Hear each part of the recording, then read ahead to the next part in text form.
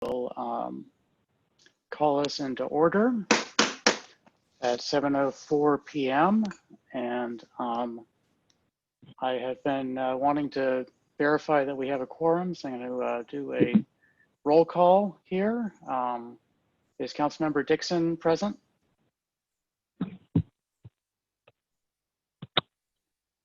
Has anyone heard from Councilmember Dixon about whether she plans to attend?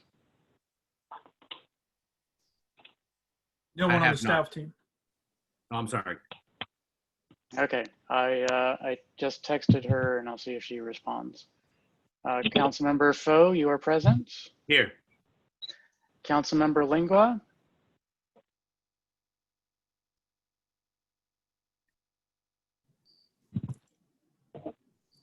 He shows muted, sir. He shows as no audio on my screen, which if he can't speak, Here. then he's, there we go. Here. Okay, very good. Councilmember Henry, is Councilmember Henry present? Has anyone heard from Councilmember Henry about his situation and whether he plans to attend this evening? No one on the staff team, sir. No, I have not. Thank you. Councilmember Richardson, is Councilmember Richardson present? Has anyone heard from Councilmember Richardson about her anticipated status? Ms. Barnes, are you able to address that? She's out of town tonight. She's unable to make it. Okay, thank you. And Councilmember Mayers, I heard your voice earlier. Here. Very good. Yes, I'm here. Okay, so we do in fact have a quorum, so we can go ahead. Members of the council. Oh, excuse me. That's the call to order and quorum. Why don't we do the Pledge of Allegiance now, as it is on the agenda? All rise. I pledge allegiance to the flag of the United States of America and to the republic for which it stands, one nation, under God, indivisible, with liberty and justice for all. Please remain standing for a moment of silence or a silent prayer as your conscience finds appropriate.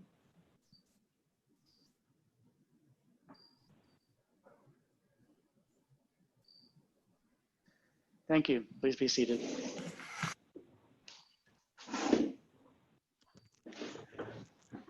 Members of the council, you have an agenda before you. Are any changes required to that agenda?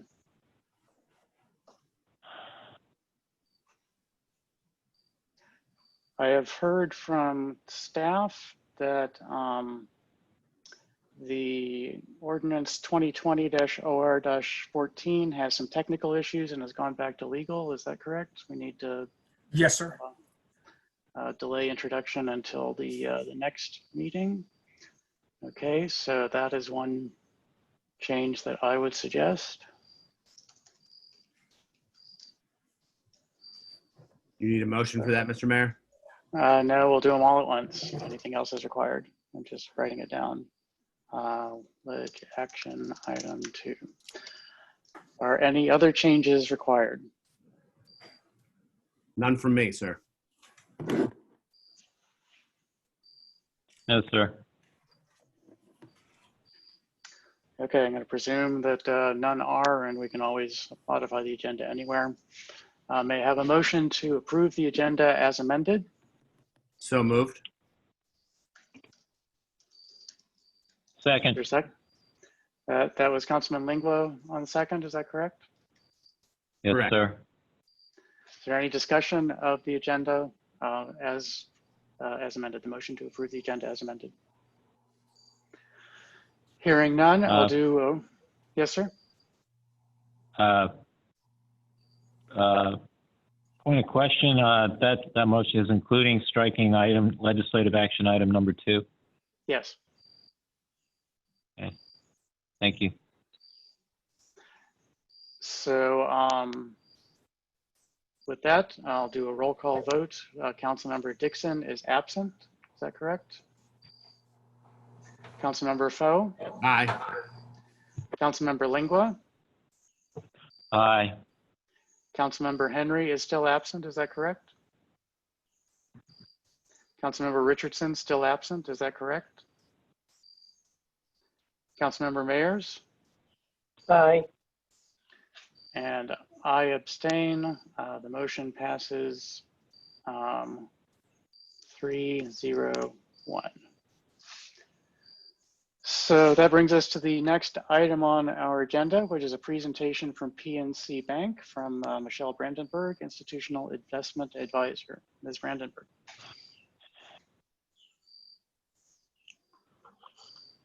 Sorry, I wasn't so quick with my mute button. Thank you so much, Mayor Thompson.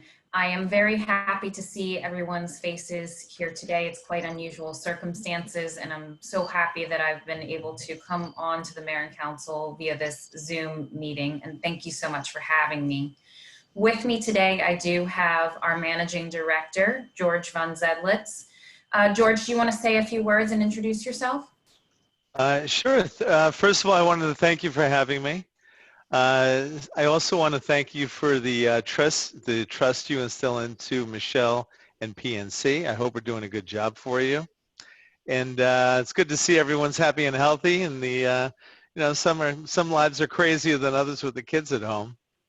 But I've been with PNC for a short time, only about a year now. And I'm just reaching out. I want to get to know all of our clients, see what's working well, see where we have opportunities, and really make myself available to all of you. I've been in the business for about 35 years, ranging in a few of the bulge bracket firms. Spent a little time overseas, East Coast, West Coast, but here I lead a very high caliber team in the institutional arena. We cater to municipalities and governments for private and public defined benefit plans. We also work with endowments, really institutional assets of all levels. And Michelle is one of our top tier investment advisors. So I'm proud to have her on this call with everyone here. And that being said, I'll hand it back to Michelle. Great, thank you so much, George. So was speaking with John ahead of this meeting. I understand I have about 15 or 20 minutes to discuss the overall pension plan. And it has been a while since I have been in front of all of you, and a lot has happened. A lot has happened in the market, a lot has happened in the economy. So what I thought I would do today is really walk through what has happened, as well as PNC's outlook for the rest of this year and the near to intermediate term. What changes we've made in the portfolio around positioning, where you currently are positioned, and then also talk about portfolio performance. So those three items are top of mind for me as far as the agenda goes. Is there anything that the mayor or council or anyone on this call would like to hear in addition to those?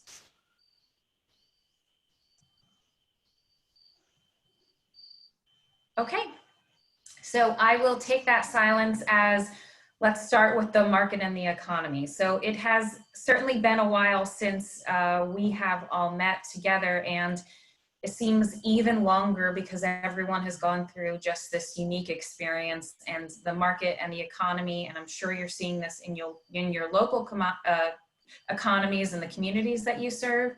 It's certainly unprecedented. I've heard this over and over again, but it absolutely is, and all of you are in leadership positions, and you are certainly facing challenges during this entire time. But I'll take you back to 2019. 2019, we were feeling pretty good. We had lowered interest rates a few times. The equity markets were up. Town of Riverdale Park actually returned just under 20% in the pension plan. So when we were closing out 2019, our outlook for 2020 was actually pretty good. We didn't see that there was any big reason that this economic expansion couldn't continue. However, we all know what transpired with COVID-19 and the coronavirus, and then the shutdowns that followed shortly thereafter. So when I say unprecedented, it certainly was the case in the market and the economy. We've really never experienced an entire economic shutdown, which is what we experienced in February and March And we are still experiencing a version of that right now. So unprecedented. Let's talk about the fastest bear market decline in history. So from February 19th to March 23rd, the S&P 500 lost a third of its value, fell 34%. But just thinking about that unprecedented nature, immediately following that, we actually experienced the strongest and fastest bull markets with a 20% rise the 8 days following that. So March 23rd was really the bottom, and what we saw on March 23rd was the Federal Reserve really coming in and saying, we will do what it takes to provide liquidity to the market. And that works. That got things started again, and we have seen a steady increase, especially in the equity market. I would say a strong, steady increase in the equity market with a little bit of volatility since that point. So with the economic shutdown, we've seen unemployment increase. We've seen GDP moved into negative territory. So we did experience an economic recession. We are seeing these things improve, absolutely. So the unemployment rate is not as high as it was. We do expect GDP growth in Q3 to be in the high teens to mid 20s. But we fell quite a bit. So what we're seeing is we're seeing progress, but it is slow. From PNC's economics team perspective, we do expect what we will call a U-shaped recovery. So rather than a sharp V shape where you see the sharp decline in the economy and a sharp uptick, we are expecting more of a slower uptick. And that is to get us back to where GDP levels were prior to the coronavirus and COVID-19. We are expecting to get back to those levels really early 2022. So that's 2 years when we think about when this all started, and that's pretty significant, that 2-year time horizon. What we have started to do is we've shifted to monitor more high frequency data. So while we are looking at earnings and all the typical things, we've started to look at Open Table. We've started to look at a travel indicator. So what's people monitoring how many people are traveling around? It's called Move It. So we're monitoring more high frequency data. So Jessica, I am able to share my screen, correct? Okay.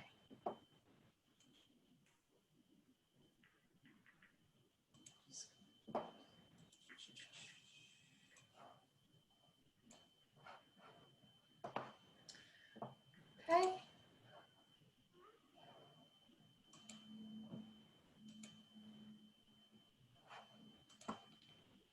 So this is our most recent weekly market piece, and rather than walking through the quarterly piece in the presentation, what I thought I would do is just give you a quick update based on where things are as of the end of Friday. So as you can see, the S&P 500 on a year-to-date basis, despite all of the dropping 34%, we're actually up on a year-to-date basis about 4.8%.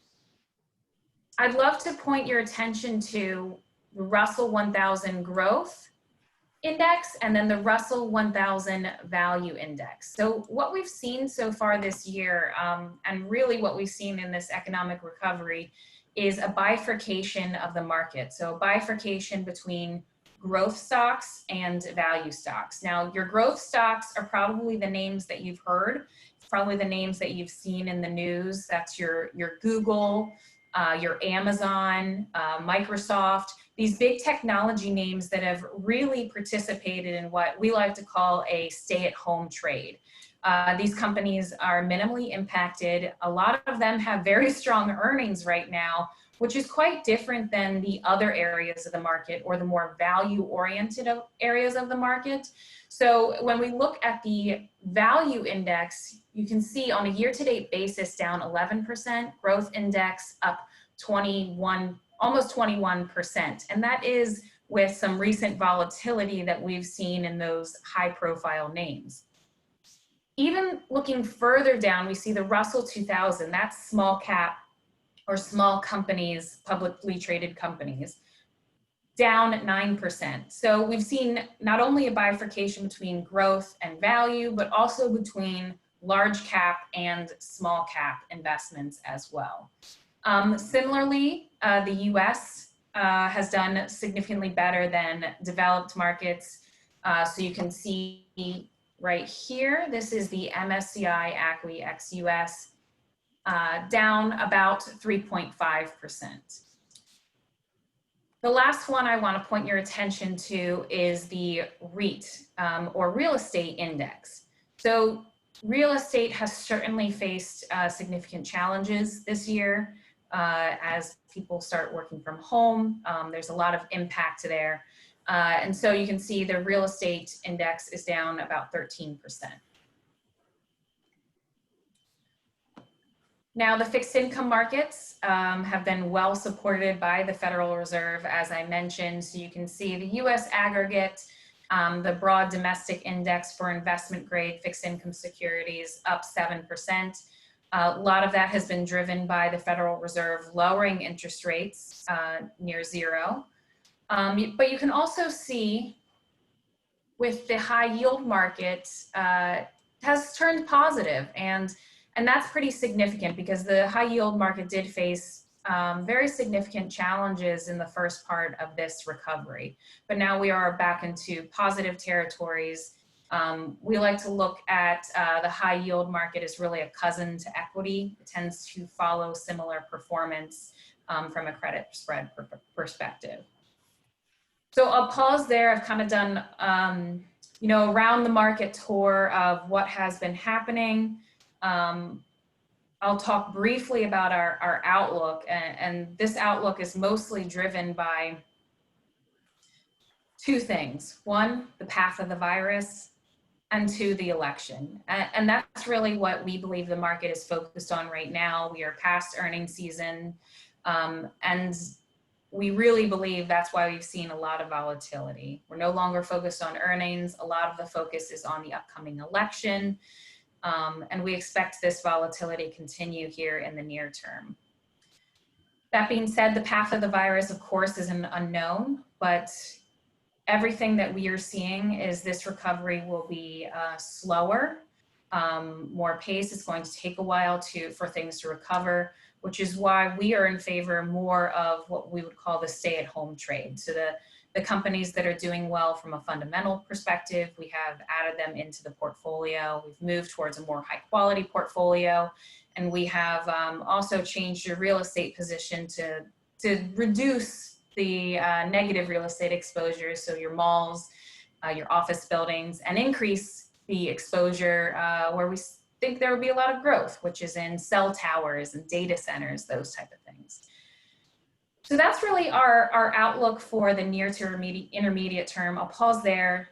Do I have any questions about what we're seeing?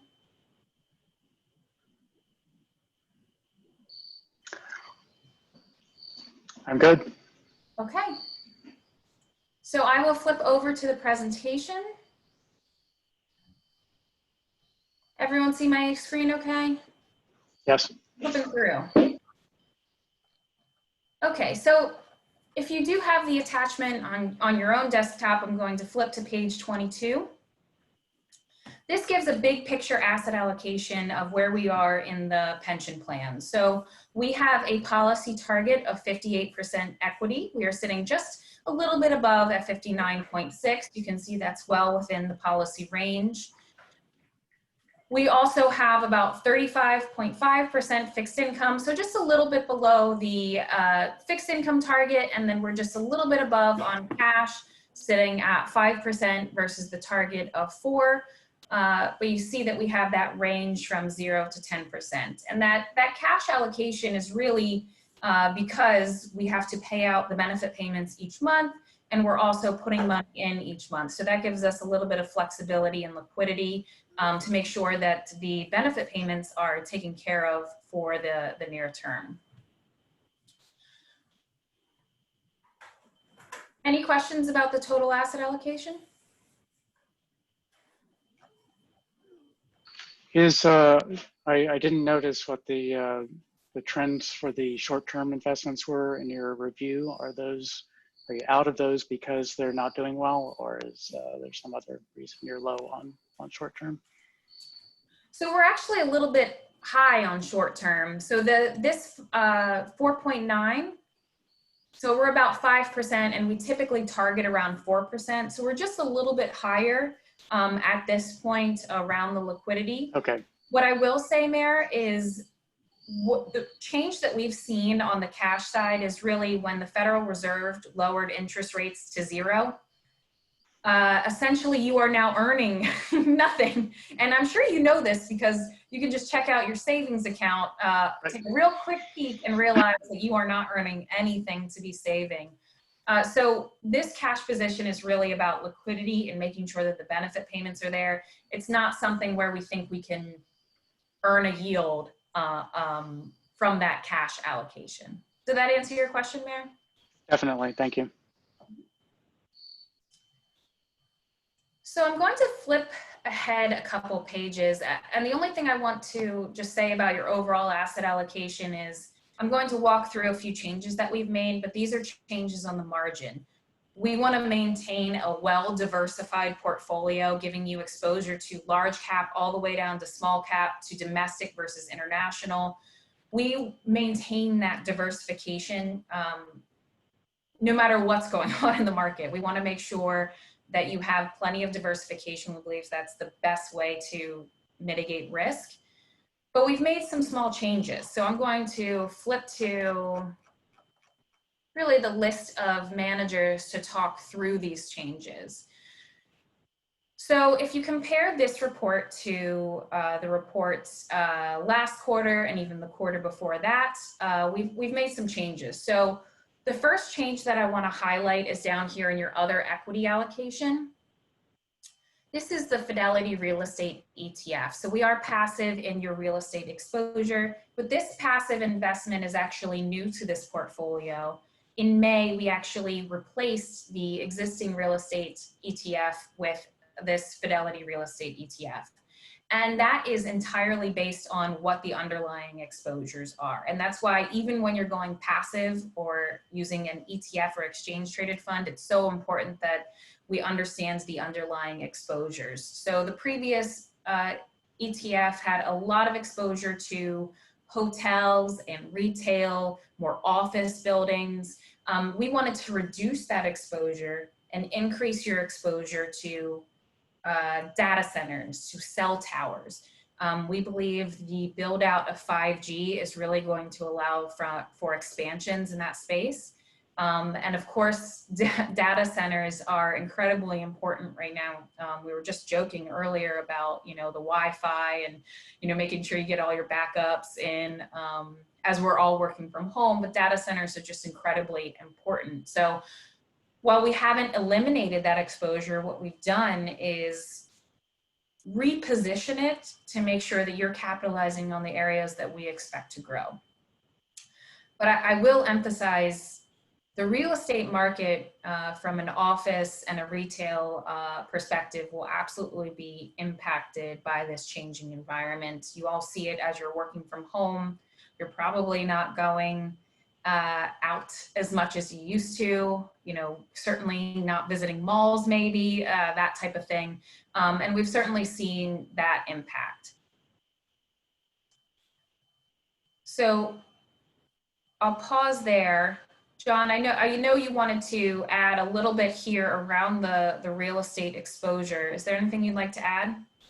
Well, not as it relates to the defined benefit plan, but this is something that I've brought up to the mayor, and I think it's good to see that the dovetail, the concern that the staff team has referenced the assessable base in town for our real property tax. And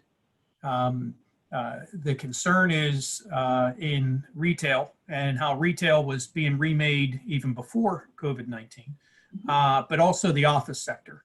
And with the success of remote work, what impact that's going to have on the property values and thus the town's assessable base, not in the immediate, but in the out years. So or we may see some sort of an impact in 2020, in fiscal 22, but we'll have our next triennial reassessment with new values becoming effective July of 2023.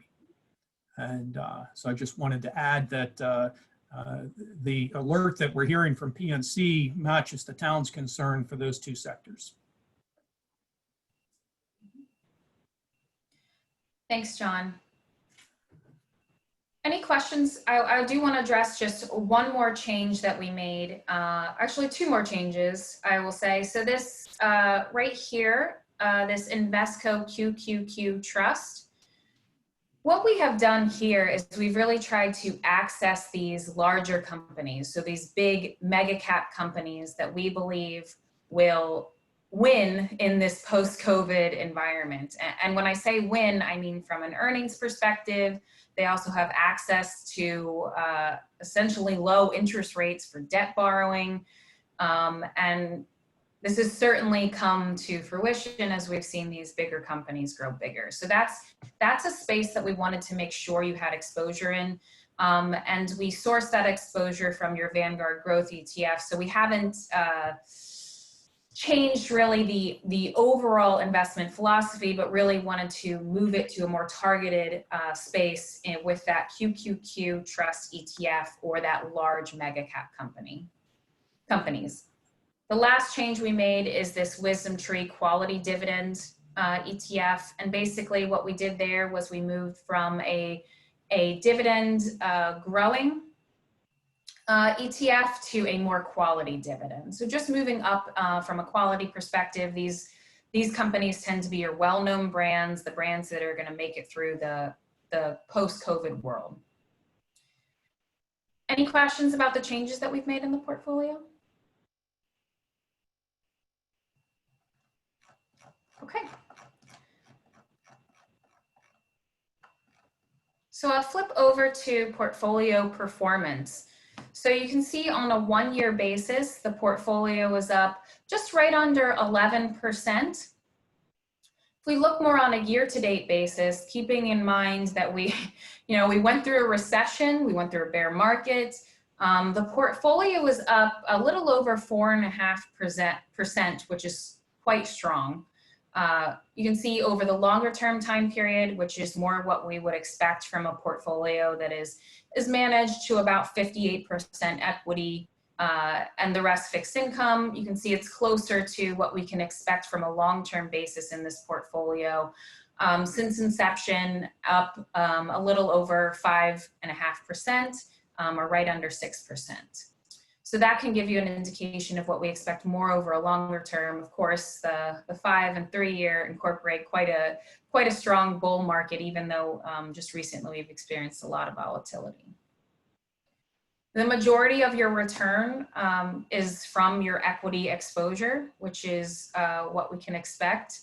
You can see on a year-to-date basis, we've actually seen quite strong returns from your fixed income allocation, which is exactly how we want this to work. This is why the pension is in a balanced portfolio, 60% equity or 58% equity to experience the growth, but also when we experience the downturn, we have your fixed income allocation there as well to act as a ballast for the portfolio. Any questions about the total portfolio performance? Okay. On the following 2 pages, we have it broken down based on all of the underlying managers that you hold. So the large cap core is the asset class. The iShares core is the exchange traded funds that you hold as an investment. The S&P 500 is the benchmark. And then we also have excess return, just so it's easy to see how each manager has performed compared to their benchmark. You can see we've seen very strong performance from the large cap growth. So you have certainly participated in that story, that large cap growth story that we talked about in the beginning of the presentation. You can see not quite a strong performance from the large cap value side of the portfolio. And similarly, as we move downstream into mid cap and small cap as well, certainly more challenged than the large cap. So when we look at the fixed income exposure, the only thing I wanted to point out here is the majority of your fixed income is in investment grade fixed income. And that has done very well. I mean, I mentioned this when we were talking about the total market. What has been challenged is the high yield space. And like I said, we view that as a cousin to equity. It tends to follow that market. We also saw extreme liquidity crunch in the first quarter around fixed income.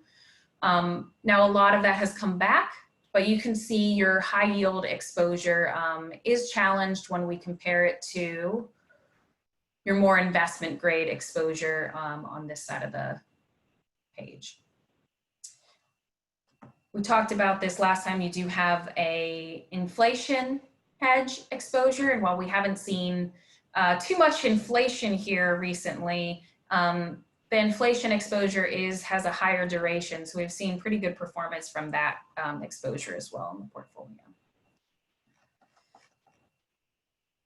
And finally, I just want to point out, and I think we've talked about this, and I'm just going to commend John, who's really encouraged a lot of collaboration between us and Bolton and you around this pension plan, and really developed a strong strategy that works on multiple fronts. So you have contributed a lot to this pension plan, and you can see the values over the years when you look at your net contributions and withdrawals. That has certainly been a benefit to the plan. We've maintained a conservative investment policy, so 58% equity is fairly conservative in the world of pensions, and you've increased contributions, and that has all played out very nicely in this market environment here. Also, you contribute each month. That those contributions are then invested, and it really has played out well. The entire strategy around increasing contributions and maintaining a conservative investment policy has played out, I think, exactly how we expected. So I'll just stop there.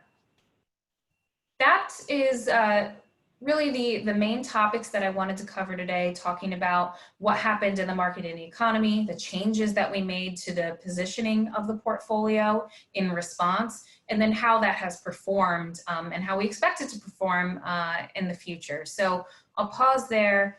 Do I have any questions from the council members, Mayor, or anyone else on the phone? Council members? I'm good. That was excellent. Thank you. No questions. Any members of the public who would like to ask questions?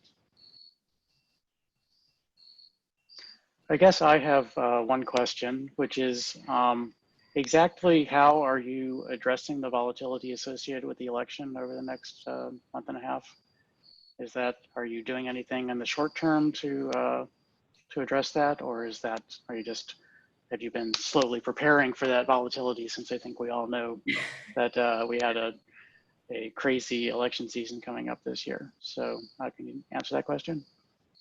Yeah, thank you. Thank you so much, Mayor, for that question. And I will say one of the positions that we have in the portfolio is more defensive, and that's our global infrastructure and exposure. I think that's one of the resilient positions that we have in the election, and that's been in before we knew exactly, how this election was going to play out, and we still have a lot of unknowns at this point. But that's a more defensive position that we think will play nicely during this election. I'll also say we feel very strong about those two new investments, the mega cap and the quality dividend, throughout this process. But we're not going to make any short-term changes in response to the election. I think I heard another investment advisor, say when in previous elections, you always see this increased volatility, perhaps the sharp decline or sharp increase, and then things tend to even out at that point. So we aren't making any drastic changes at this point to respond to the election, but it is certainly something that we are paying close attention to, and we have tried to position the portfolio to weather the storm, not only for the election, but even for more of the long term. We do have from Strategy Insights, we do have it's an investor's guide. It's the 2020 election guide. It's really more forecasting. It's not as directly or specifically related to changes in investments, but it might be something which you have an interest. So Michelle, you might want to send that out. Yes, Okay. and I believe, John, I have sent it to you, so I'll just make sure that you have it, and then you can distribute to the mayor and council members or anyone else on this call who might be interested. Does that work? Okay.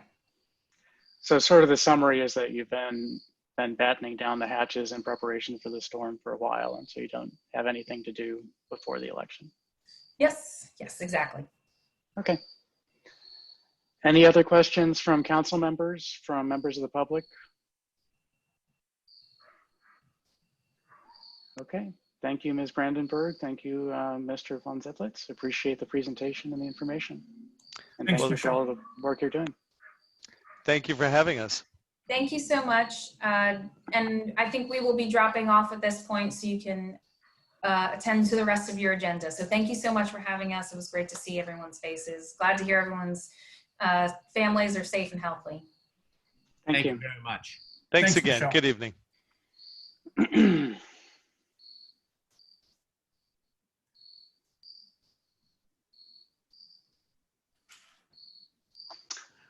Okay. Mr. Chelton, I'm going to be wanting to share my screen a little bit. So if you could give me that power at some point during my report, appreciate it. So we, as I think everyone on the council knows, we had a bad flood last week, and there are a lot of people in town who are suffering right now, who are digging through the mess left behind by that flood, flooded houses, ruined cars, ruined possessions. And I can say that many decades ago, I lived through a flood, and I understand how devastating and how overwhelming it is, and I really feel for all of you. This is the second 500-year flood that we've had in 6 years. This one even worse, according to reports, than 2014. Now, the 500-year flood is supposed to mean that you don't see one for another 500 years after you get one, or round numbers, where you see them every 500 years or so. And so there's sort of a 1% chance that this is really a 500-year flood. We got about 5 1/4, 6 inches, 5 to 6 inches in about 70 minutes. And there's flooding across the region. I've heard reports from DC, from Silver Spring, from Langley Park, from College Park, from Edmonston, that all of them had significant flooding. And one of those was I was in visiting one of the people who'd been hit in my neighborhood, and there was a person from one of the recovery companies helping clean out their basement, and he said that there were just hundreds of calls for restoration services across the area. So this is a widespread event. Multiple areas of town had flooded houses, had impacts. I've heard reports so far from wards 1, 2, 3, and 6. And I'm hoping that, I was hoping that wards 4, wards 5 might be able to contribute, but they don't seem to be in attendance. By the way, Marcia Dixon, Ward 1 representative, did arrive during that presentation, so we're glad to have you here, Marcia. I'm going to go in sort of reverse order.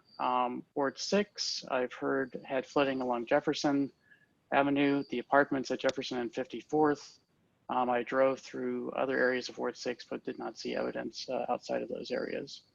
I've raised a research question with the county about a storm drain in that area that has apparently been having problems for quite a while, and we hope to fix that and improve the situation, at least for more normal storms. I mean, 500-year flood, it's hard to prepare for that. It's hard to do much for that.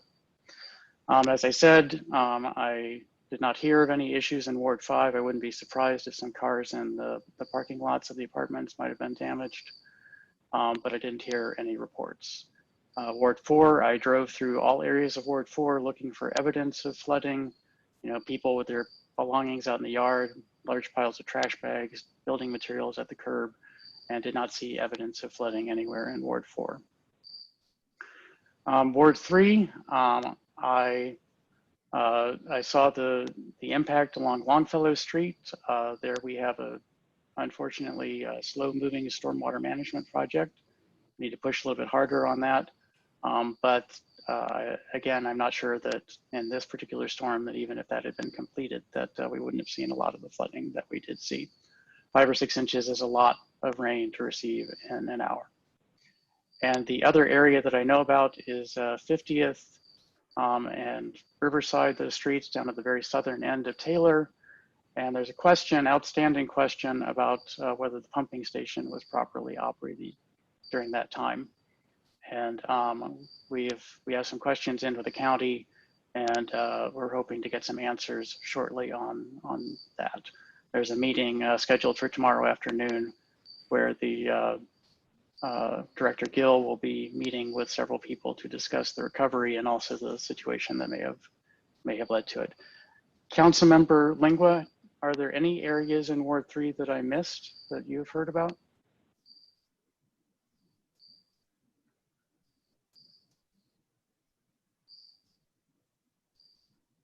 Councilmember Lingua, can you?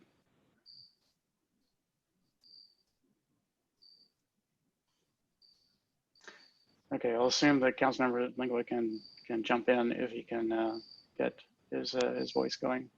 So if I could have the screen now, let me see if this works.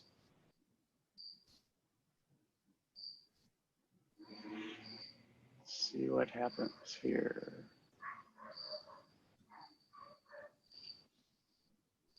Oh dear.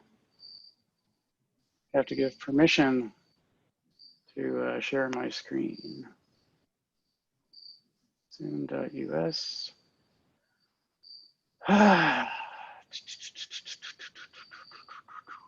I have to quit in order to share my screen. I'm going to quit and be back in just a minute. So please let me back in, Ms. Park.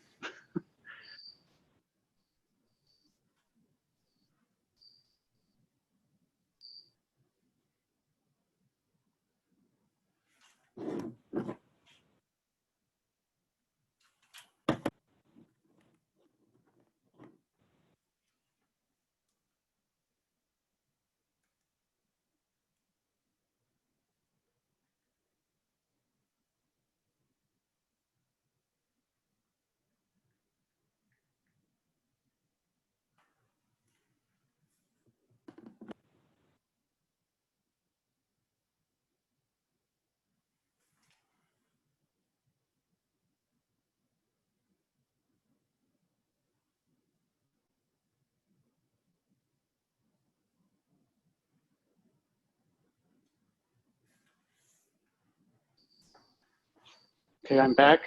Thank you. I'm going to try to get my screen back up where I wanted it, and we'll try this again. There we go.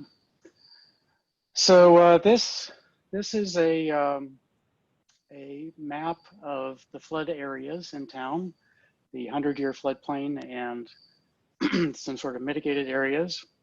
And you can see my cursor on screen. The north of East-West Highway, which runs more or less across the left-right portion. We have a wide extent going almost all the way over to Taylor Road of 100-year floodplain. And then south of East-West Highway, we have an area that's mitigated by the levee down there to be a 500-year floodplain. And in fact, most of the flooding that we had that was in the area marked as a floodplain was in the 100-year floodplain above East-West Highway.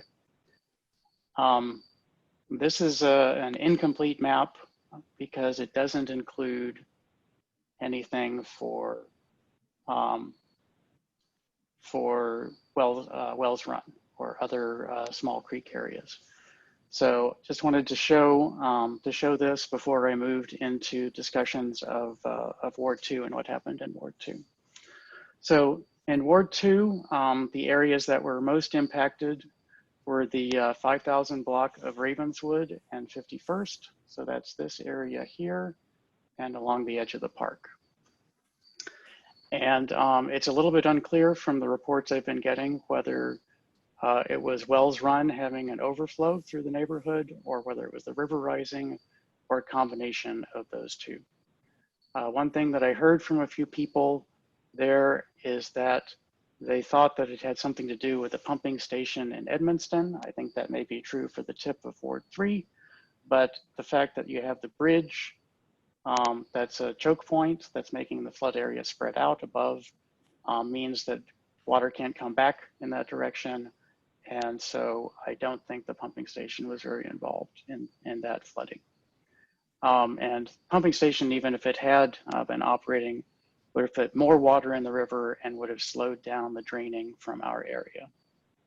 And so I just wanted to touch on that particular issue. One other area that saw some damage was Riverdale Road east of the river, where it borders with Ward 5. The resident described the stormwater management system over there as being Captain John Creek, is I believe what he called it. I never heard that before, but apparently the resident had water running from the street through his yard, through his basement, into Captain John Creek. And Captain John Creek at one point crested over the concrete liner and was eating away at his yard. And I'm hoping we can address water flow over there perhaps and improve that. So that's Ward 2. And then I'm going to switch to another map, if I can, for Ward 1. So this map is a very different map, and you can see the edges of the FEMA map on the right-hand side. The sort of light blue gray areas are the river mediated flood areas. And then you can see Wells Run running left to right. And the bluish gray areas around that are the floodplain coming from Wells Run. And each of the red dots is a structure that is in the floodplain, and the yellow dots are stormwater management inlets. And this is a very different map. And in fact, the flooding that we saw in Ward 1 largely mirrored what you would expect from this map. That particular in this area of Ward 1, there were a lot of flooded houses. And you can see these were the houses that were flooded in Ward 2, were those, and the ones directly across there, the ones closest to Wells Run, which is part of the reason I have some suspicion that Wells Run was involved. So there are a few issues associated with that flooding. One of them is that, again, right here, where Wells Run goes underneath the CSX tracks, there's a constriction. I was reading the stormwater management plan from the K-Fritz development. It's about 4 or 5 years old, and they mentioned that constriction, and the allowed flow through that area is about half of the flow through other bridges upstream. And so doing something to mitigate that, to deal with that, is also something that we need to look at. And one of the things I heard over in that neighborhood is that they thought that the K-Fritz development might have had a significant impact on this event. And again, reading from the stormwater management plan from the K-Fritz development, the runoff, maximum runoff from there, according to their models, is about 2% of the flow deficiency that you have at the CSX. So there's 1,350 cubic feet per second deficiency there. The bridges upstream can handle 2,600. This one can only handle about 1,300. And the K-Fritz runoff is expected to be between 30 and 60 cubic feet per second from the two inlets, one over here at Baltimore Avenue and one at the CSX. So what do we do about this situation?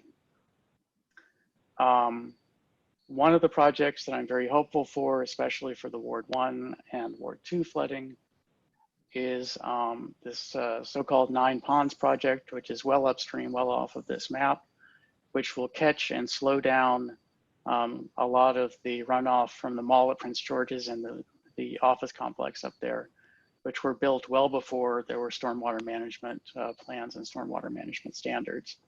And so reducing the enormous runoff from those facilities and slowing it down, spreading it out over 3 to 5 days should lower the impact of floods such as this. There's been a discussion. I'm going to see if I can zoom in on this. Looks like I have to get out of full screen mode first. So there's a park here. And over here is the Army Reserve facility. And we've been discussing for many years the possibility of turning this into a surge stormwater management facility. So it'd be park most of the time, but during a 50 or 100 or higher, then it would be lowered enough that it could fill up with water and minimize the impact on the rest of the neighborhood. And that is a project that we've been discussing with county storm drains. And I asked for a status update on that. We've been working on this for years.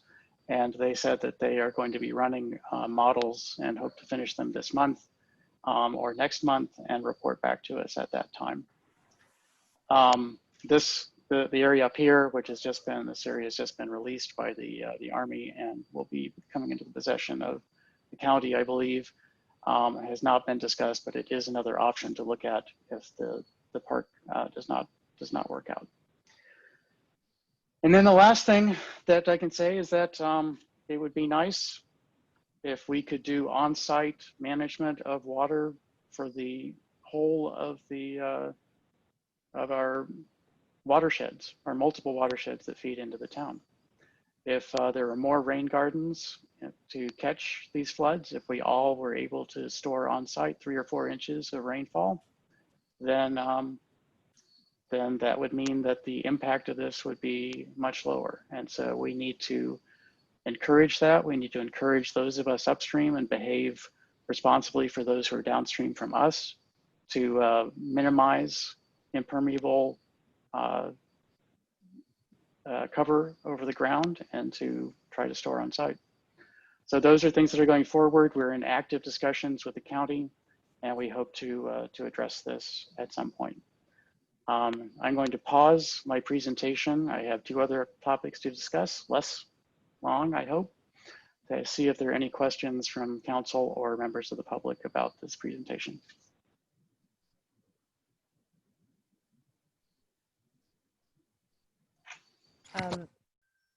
Mr. Mayor, I also just wanted to point out that at least in Ward 1, we've had conversations with Danielle Galeros, and there may be a possibility, though it hasn't been confirmed as yet, that there may be some federal funding, federal assistance that could be available. FEMA funding, yes, I'm actively engaged in that. I was on the phone for about an hour with Ms. Galeros yesterday, discussing options for moving forward, and she and I both have long lists of things to work through, and I've touched on many of them here, but they're long lists. They're very long. Other comments or questions? Ms. Katz?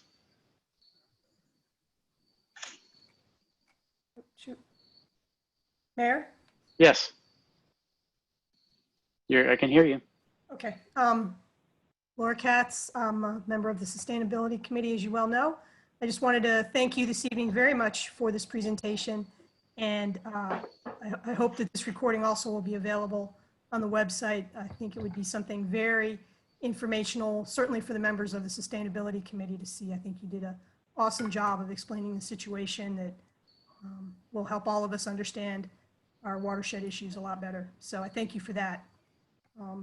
I also wanted just to make you aware of There was an inventory of the storm drains in town done, also probably a pretty long time ago, at least 5 years ago.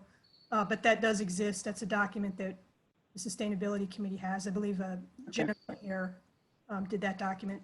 It does lack GIS coordinates, but it was a first stab at an inventory. So if that can be of any help to you, just let me know. Okay, Anything else that the committee might do to help the efforts of the town with regard to this. thank you, Ms. Katz. I appreciate the offer. I should mention that the map that I showed of the Wells Run, the county presented map, they would probably be a little bit annoyed with me for sharing it because they said it was not complete and they were missing some information. And in fact, two inlets that I saw the outlets of when we walked through the channel back in early February of this year, one from the Army Reserve Center and one from the mail sorting facility aren't on that map. And the size of those inlets, they were huge. They were gigantic inlets and they had to be contributed and to this flood. And so just wanted to mention that that they were a bit nervous about sharing that map with me, and I just felt like I had, even imperfect, I had to share it. But I do want to say that it is a map that they were not ready to share publicly. But as I said, I think that information needed to get out this time. Are there other questions from council or public? Okay, I'll move on to our still ongoing second crisis, the COVID-19. I spent a lot of time in my town crier report discussing this and just wanted to go over a few of the things I discussed in there and reinforce them. The first is that we are still in the middle of a pandemic. We still have people getting sick. We still have people dying. We still have people hospitalized. We are doing much better than we were at times in the last few months, but everyone still needs to behave responsibly, be cautious, and pay attention to what you're doing. So over the last 2 weeks in Riverdale Park, we've had about 37, in 20737, we've had about 37 diagnoses of COVID-19. And since there's about a third of the population of the zip code is in our town, that's about 1 diagnosis per day of a resident of Riverdale Park. And that's much better than it was. It was much higher than that earlier, but it's still too high. And I just want to go over again what the transmission dynamics of this disease are.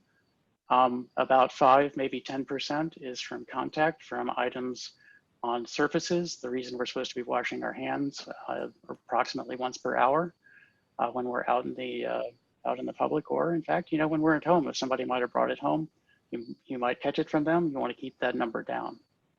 About 45%, so about half of what remains beyond that, is from large droplets, and about 45%, the other half of what's left beyond the contact, is from aerosols. And half of transmissions of this disease are from people who are asymptomatic, who are not showing symptoms, who don't know or think that they are sick. And so that I have to dive a little bit into the dynamics of the disease spreading. So there's this number, which is the number of infections from each person who gets it. And that number right now, as far as anyone can tell, is about 1. So each person who gets the infection, passes it on to one other person. And that means that we have a relatively stable number of cases, but that it's not dropping. If that number drops below 1, then it drops off quickly. If it goes above 1, then it increases. And a number of 1.2, which means that each person who gets it infects 1.2 people, means that the number of diagnoses double in about 2 weeks. So we're having 1 per day in Riverdale Park now. If the number goes from 1 to 1.2, the number of transmissions, then we're going to have 2 cases per day 2 weeks from now. And a month from now, we'll have 4 cases per day. And 2 months from now, we're going to have 16 cases per day. And so that number is very important to get below 1 and to keep below 1, because we can see the same drop off if we keep it below 1. And so that's going to lead me to my discussion of masks, because we all know that the cloth masks that are available are not super effective. They're not great. But the number for a good cloth mask is about 65% effective. And if half of the people were regularly wearing those, then the RT that I was discussing earlier of 1.2 would drop to 0.8. And that means that the number of cases would drop by a factor of 2 every 2 weeks. So we would go from 1 to a half to a quarter to a 16th over 2 months. And so that's why we want to wear the masks, even though they are not very effective. It's a way of bringing the infections down and keeping us safe and healthy until we have some vaccines. And I had hoped to speak about the vaccines more this evening, but I don't feel that I have the time after the discussion of the flooding. I'll bring that up in my town crier report for October and back when we come back in October at that meeting. But the vaccines are coming, perhaps late December or January, and we need to stay safe and healthy until then. I hope that everyone takes this on as additional encouragement to continue wearing masks and to be careful in your interactions with other people. That's the end of my discussion of the pandemic, and I'm going to move on, unless there are questions, to the last 2 topics. The first is elections. The county and the state are encouraging everyone to do mail-in ballots if you can do that. You can request ballots, and you have been able to for weeks now. The most efficient way that the state is suggesting is to request the ballots online to be mailed, not emailed to you. And everyone should do this as quickly as possible to ensure that you have time to receive the ballot, to cast the ballot, and to get it back in time. I would encourage everyone who receives the ballot to not let it sit on your dining room table, but to fill it out immediately and return as quickly as possible. And it may be, given the slowdowns that we've seen in Riverdale Park and the rest of the country is seeing elsewhere, that it's best to drop it off.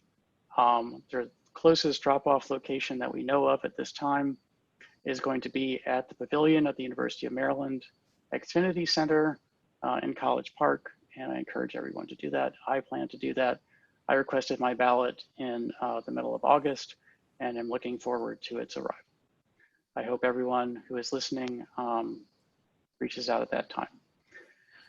The last topic that I have to discuss is the census. The census counting and collection is ending in 2 weeks. In my tours around town reviewing flood damage, I will say that the town and the county have been very good at outreach. I couldn't turn a corner without seeing a sign encouraging people to go and fill out the census immediately and providing directions on how to do that. But our numbers are still low. I hope that everyone, again, will take the effort, take the time, take the effort, and be counted. And that concludes my report.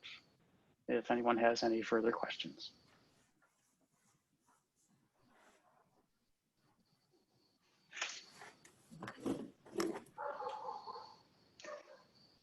Hearing none, I'm going to move on to the correspondence summary. There were 2 items on the correspondence summary. One of them is about the sewerage districts, and the other one is a request to consider legislation about our resolutions opposing the currently enforced breed-specific legislation. And if members of the council are interested in discussing either of those at future meetings, then please get in touch with me and or town staff, and we can see about getting it on future agendas. And with that, let's go into the town manager's report. Mr. Town Manager. Good evening, Mr. Mayor, members of council, the staff team, and members of the public. I have just a few things tonight. One, it'll be on the work session next week, and hopefully on the legislative session on October the 5th, and that's the rooftop units. Ms. Lewis and I met with the architects today, and now in this new COVID period of time, we're actually including UV lighting in these units, as well as filters, air filters that are probably 100 times more efficient than what our current systems are able to deal with. And so we'll be bringing you those details next week. A reminder that the work session for September is next week. And that's due to a religious holiday at the end of September on September 28th. Town crier submission deadline is tomorrow. Ms. Barnes is requesting that if anyone has anything for the town crier to get that over to her. Mr. Mayor, you had mentioned the meeting tomorrow with the county on the recovery, and so the members of the staff team will be on that Zoom meeting or call to listen and get some answers as well. I do want to point out, and I put in my email to the council on Thursday evening, very appreciative of the staff team from all portions of the town operation for jumping into action with this flash flood event. We had police officers out there trekking through the water, and it started with the top. The chief was out there, his whole command staff was out there, the officers on duty were out there directing traffic, trying to keep people from going into harm's way. The public works crew blocking roads, cleaning up trash, the neighborhood services team doing a windshield survey the next day, the communications team putting out timely information. Everyone really pulled together. And I just wanted to publicly express my appreciation to the staff team for that. Our work dealing with the pandemic continues. And we're looking at some more automation and easier ways to connect with the town. Give me one moment here to look at my list. And sorry for the delay, Mr. Mayor. I also wanted to point out, and this ties into what you said about masks, sir, and the census. The staff team used a portion of the state grant to acquire and distribute 3,500 masks, primarily east of the river in our multifamily housing areas, and the masks have both the name of the town of Riverdale Park and Census 2020 on them. So we tried to channel a positive message, hoping for increased participation in the census and increased wearing of masks. That's all I have for my report, sir. And then we have Mr. Jones this evening for the finance report when you're ready. Okay, thank you, Mr. Lustician. I am remiss in not recognizing the staff. I know that they were busy all weekend, that they were perhaps as busy or busier than I was, and I do appreciate it, and I do appreciate the activities of all departments last Thursday during the event as well. That was very important, and watching the videos of what was going on in town was insane, and I'm very glad that we had the staff on hand to do the important work. And actually, Mr. Mayor, I forgot one thing, and that is the mayor and council approved back in March as part of our Partners in Economic Recovery program, an emergency grant program for emergency repairs. And so the staff team, we've tweaked the application. It's online. It's in English and Spanish. We have flyers to also be distributed. So if individuals have been victimized by this flood and they suffered damage to their home, there's an opportunity to apply for grant funds from the town. It is a matching grant, but there is an opportunity to provide some direct assistance.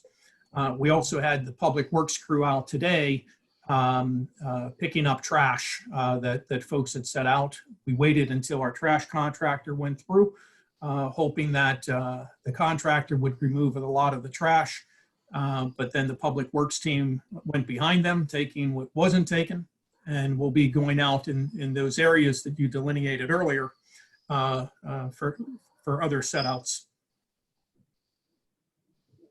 And with that, Mr. Mayor, I'll end my report. Thank you. Shall we move on? Are there questions for the town manager, or shall we move on to finance?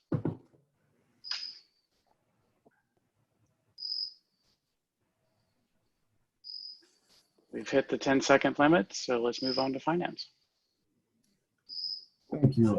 Good evening, Mayor and Council. I will be covering the finance reports. Tonight's finance report will cover both July and August.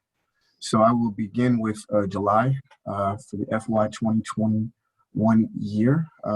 So the revenue for July was $192,694. The expenditures totaled $451,787, giving us a total deficit of roughly $259,000 for the month of July.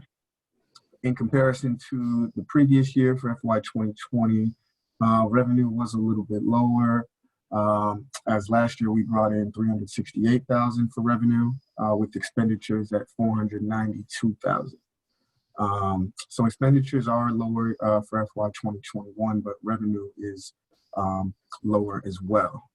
One thing to note, however, is, and I mentioned this in the report, the revenue report that covered July and August a couple of weeks ago, that July does not reflect the speed camera revenue as of yet. We typically receive that revenue on the 15th of the month. So tomorrow or the day after, we should have additional revenue there. For June, we received roughly $154,000. In May, we received $120,000. So we do expect to have an uptick in revenue sometime this week. For August, for the current fiscal year, FY 2021, our revenue is in at $301,000, with expenditures at $468,000, giving us a total deficit of $167,626 for FY 2021 August. In comparison to previous fiscal years, we seem to be in pretty good shape here. Again, we still haven't received the speed camera revenue for the month of August. We won't receive that until roughly October 15th. That's when that revenue will be recorded. But when we do receive that revenue, we actually do anticipate exceeding both FY 2020 revenue as well as FY 2019. FY 2020 revenue was $327,000. 2019, it was $323,000. Now, as far as expenditures, we are at $468,000 for FY 2021. For the previous fiscal year, our expenditures were at $587,000. The main reason why the revenue is lower for 2021, this current fiscal year, is in August of 2020, last year, we actually had 3 pay periods for expenditures. So that was a significant amount of expenditures that we had in the previous fiscal year for the month of August, as opposed to this year. So year to date, as of August 31st, we're at $493,000 for revenue. Expenditures are at $920,000. With a total deficit figure at $426,000. Again, that revenue number is going to increase when we receive the speed camera revenue for July and August. And that will put us actually in a little bit better shape as far as our total deficit number is concerned for year to date in comparison to the previous fiscal year. So all in all, I would say that our finances look to be in pretty good shape. We don't have any cash flow issues. October, November, and December, those are the years where we typically receive a large chunk of our revenue. And it looks to be that way this year as well, as we've received a significant amount of revenue for the month of September, which will cover the next council meeting. So yeah, that concludes the finance reports. Thank you, Mr. Jones. Are there questions for Mr. Jones from council or public?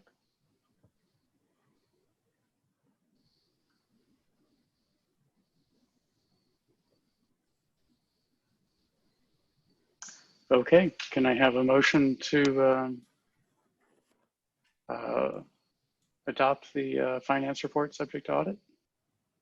Motion to adopt the finance report subject to audit. Seconded. Motion has been made by Councilmember Dixon, seconded by Councilmember Foe. Is there discussion?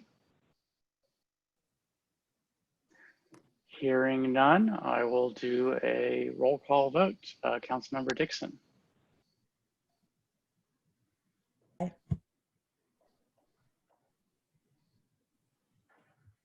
Councilmember Dixon, you're muted. Aye. Can you hear me? Yes, thank you. Internet, you're kind of coming in and out. Okay. Councilmember Foe. Aye. Councilmember Lingua.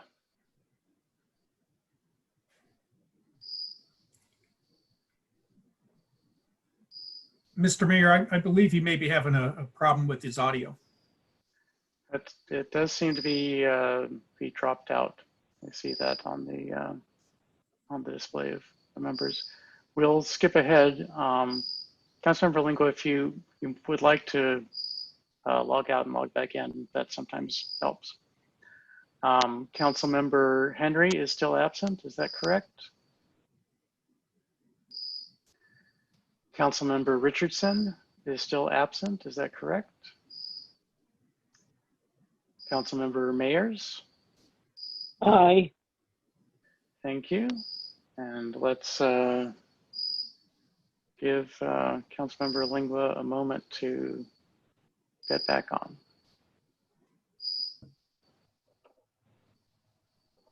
There's an activity mentioned in Robert's rules, which is to recess in place, where you just sort of stand down for a little while and take a breather without actually formally taking a break.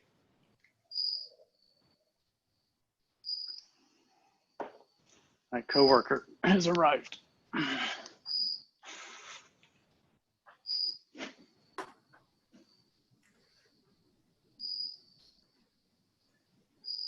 Any sign of Councilmember Lingua? Okay, I think we should move ahead. We still have a quorum even without him, so I abstain and the motion passes 3-0-1. Next item on the agenda is the fire department report. I did not receive one. Did anyone on staff receive one? No, sir. Then let's go to council committee and ward reports, starting with Ward 1 and Councilmember Dixon.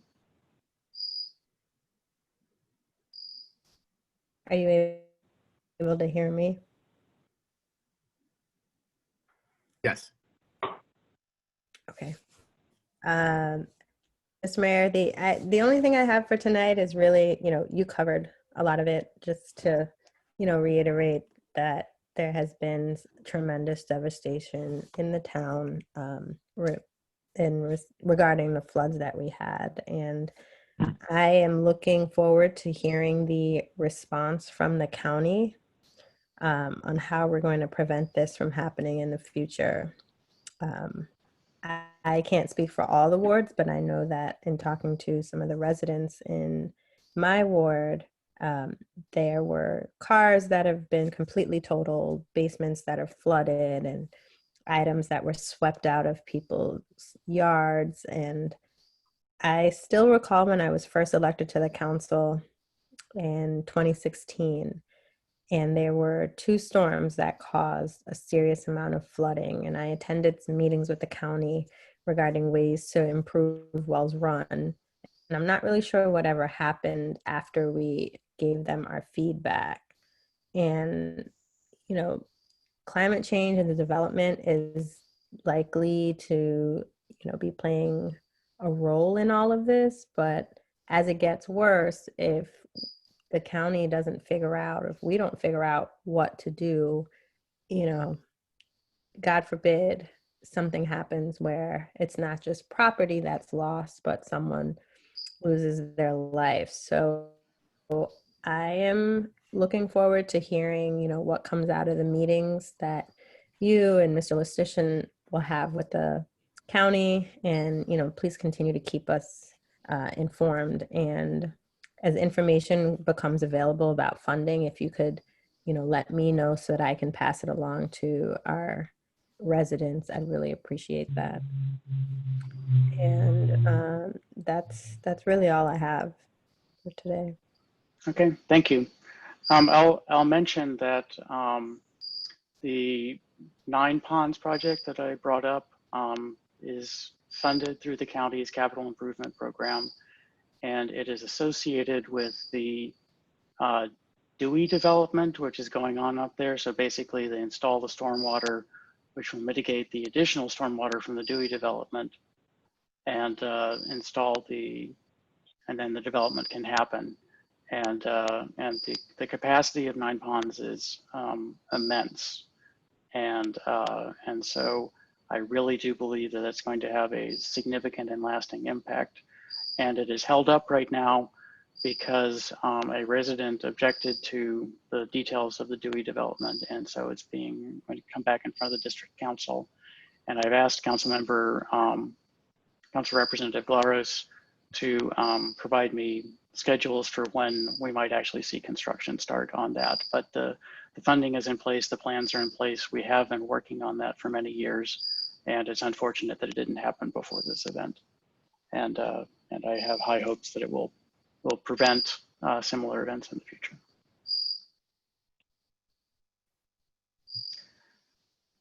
Councilmember Foe, Ward 2.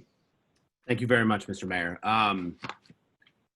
First and foremost, I want to thank you, Mr. Mayor, for your presentation. It was tremendous, and anything that I would have said would have paled in comparison. It was excellent.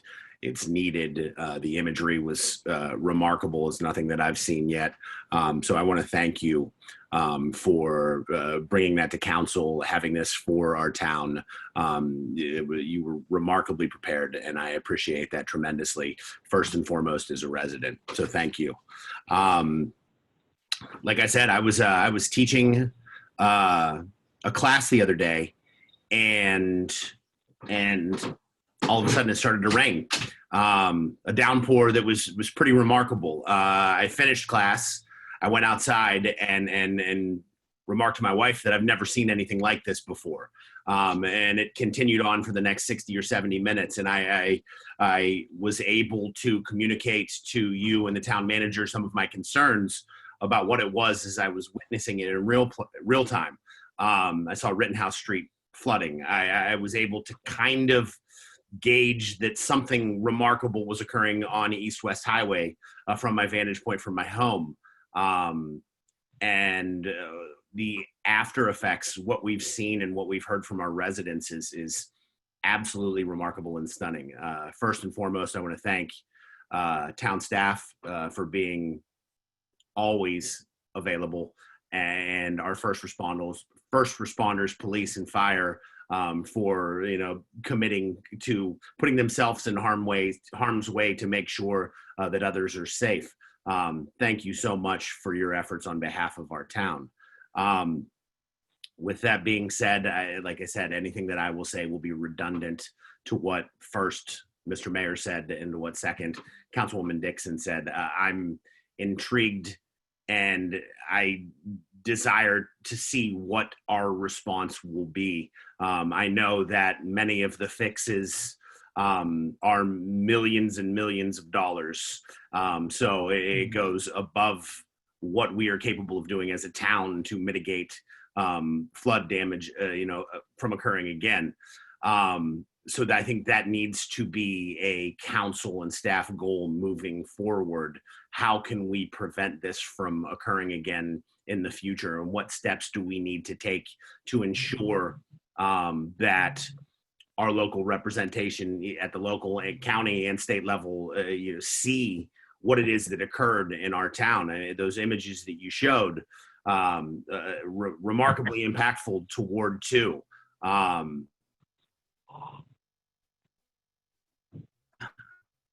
Part of the job that you never want to have to do. You have people calling you and sending you images of their life currently in flux, in an economy that's not sure for anyone. Now all of a sudden they're buying pumps for their basement. They're throwing out appliances. I had a constituent call me that lived on Ravenswood that said in the first flood in 2013 that he referenced, that he experienced $20,000 worth of damage to his home. And he just needed to hear that we were going to try our best to do something on their behalf. And all I can do is try to empathize with them.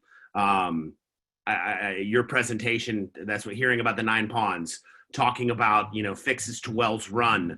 I have brought up this idea of applying for funds through FEMA. There is it's building resilient infrastructure in communities, BRIC funds. I have a contact who works with FEMA, who is going to be reaching out to town staff in the next day, who wants to start a dialogue about maybe some of those things. You thought you had mentioned the baseball field project, Mr. Mayor, which is something that these BRIC funds could be utilized for. I just think we need one of those things right now. I think we need all hands on deck. I think we need all ideas to emerge. And I think we need to collaboratively utilize our voices on behalf of our residents, because my heart breaks for what they're going through right now. I am lucky enough to exist on a little hill overlooking East-West Highway where water damage was non-existent for me, but to see our residents have to go through this loss of property in the middle of a pandemic. I mean, this loss of property at any time is just an awful thing to have to go through as a community, but to do so when you have so many other factors weighing down heavily upon people, I just think this is an opportunity for good government to prevail. And I think that's what we need to do. And I honestly, I don't know what the answers are, but if we can continue to have these dialogues and I can be given who I need to contact, I will, because this is not something that I ever want to see people go through in our community or in our surrounding communities ever again. So that's all I have to say today. But again, I appreciate your presentation, Mr. Mayor, and your leadership. So thank you very much. Thank you, Councilman. Councilman Lingua, Ward 3, are you available? I believe so. Can you hear me? I can. Wonderful. Well, there we go. As has been stated before, I think your summation covered fairly much everything regarding Ward 3. When I was having technical difficulties before, much of the areas impacted were the areas that you had mentioned, and I had spoken to you about, that area being the Longfellow area and the long delayed mitigation that we're trying to do on that behalf with the storm drains over there, as well as the 5100 block of 50th Avenue, which is next to the pumping station. I met with a family there who had just moved in about 2 months earlier, and essentially they saw their entire basement fill with water, resulting in the loss of appliances, water heater, and possibly their furnace system. So the fact that we are making adjustments to the emergency repair plan that we had passed earlier is going to be very helpful to them and other folks in and around that area. I will say I do have one thing that a bit of a difference on regarding if that project was installed over on Longfellow. One of the residences I did make a point to see on that Thursday was a resident on Taylor Road in Lanham, because she has a very similar item put into her backyard. And she said that while the water did come up, that after the rain, the water was able to recede and to drain out through that storm drain she had installed in her yard. And I have a feeling if that such an item were installed currently over at the properties along Longfellow near 48th Avenue, that Mr. Arias would not be sitting there at 7:30 in the evening pumping out 2/3 of his yard to get the water removed. So I do hope that staff is able to press upon the engineer and the county as well to get this project through and completed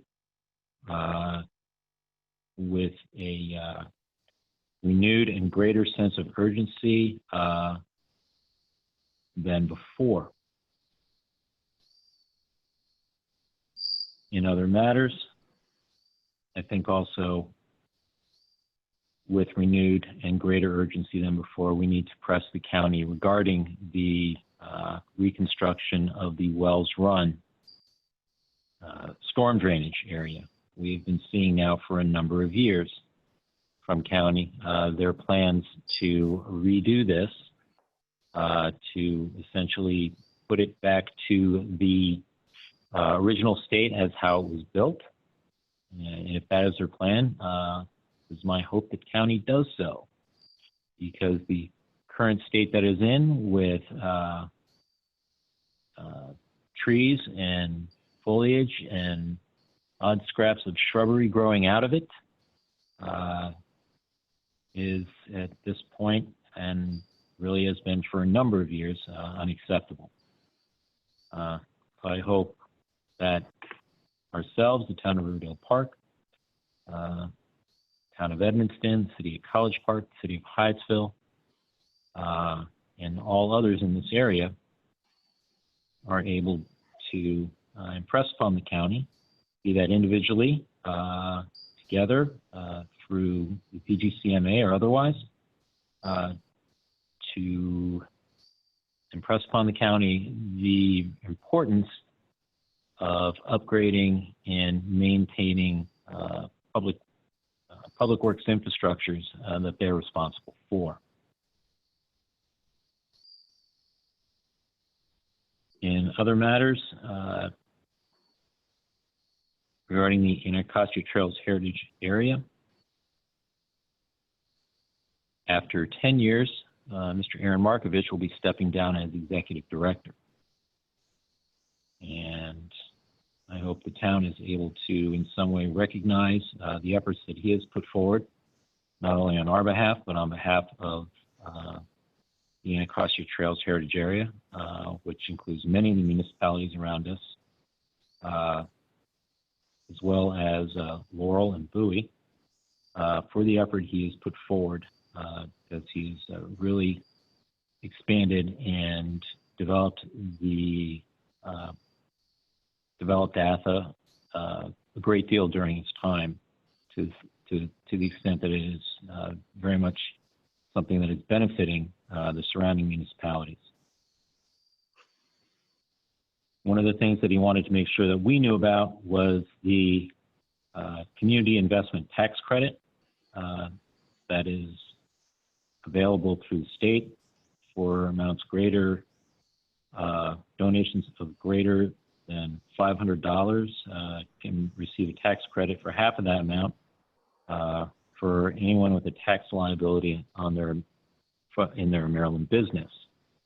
If it is a donation to ATHA or other 501c3s, if they want to find out more, they can contact Grace at ATHA, and her email is grace@anacostiotrails.org. Also, Aaron wanted to make sure that what we knew about was the mini grant program is open, and a little wrinkle to this year is that in-kind donations is allowable along with some cash match on that. As well, Aaron would like to let folks know that for municipalities that if we have a project list of things that we would like to do in the coming years, to please send that along as they are putting together their 5-year plan. And last item that he wanted to make sure that we knew, that being municipalities, is that although he is stepping down, he will be here for some time and help working in an assisting capacity on the grant process, and that he will have involvement through January of 2021. And that also this year for the state grants, there is no cash match on grant requests. And with that, I will conclude my report. Thank you, Councilman. Councilman Henry from Ward 4 is still not present. Is that correct? Councilmember Richardson from Ward 5, still not present. That brings us to Councilmember Mayers from Ward 6. Do you have a report this month, Councilmember? Good evening, Mayor and Council. Nothing new to report since we last spoke about the storm drains and so forth. Thank you. No. So that brings us to public comments on non-agenda items and consent agenda items. Are there public comments?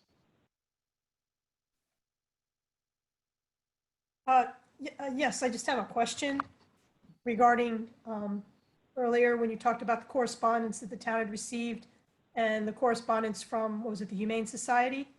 I believe that's correct. And you had directed council members. I was just wanted to ask about the process there of the disposition of that correspondence, the action that the town would take on it.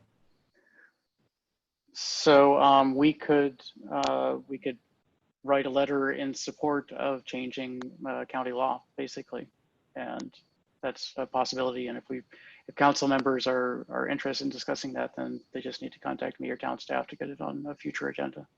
So that's what I didn't understand. So if council members don't do that, don't ask to have it put on a future agenda, what happens to that correspondence? It's filed and is available until the end of time. Okay, But, so the town does not respond unless a council member actually brings it up. Okay, thank you. That's helpful. So I know I need to speak with my council member. Okay, thank you. Any other public comments or questions? Okay, let's move on to the consent agenda. May I please have a motion to approve the consent agenda item? So moved. Second. Councilmember Foe made the motion. Was that Councilmember Mayers who did the second? I didn't see the flash. Yes. Okay, very good. All those in favor, I'll do a roll call vote. Councilmember Dixon? Aye. Councilmember Foe? Aye. Councilmember Lingua? Aye. Councilmember Henry is still absent, is that correct?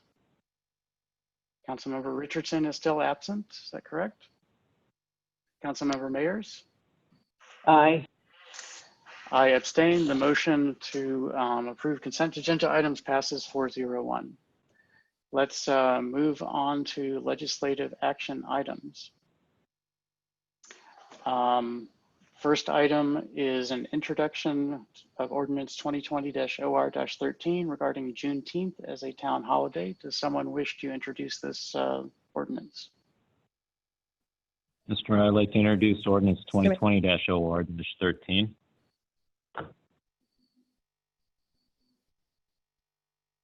This is an ordinance concerning an amendment to the Town Personnel Manual, and it's for the purpose of amending Article F, Section F-3, subsection A of the Town Personnel Manual at Juneteenth as a town holiday.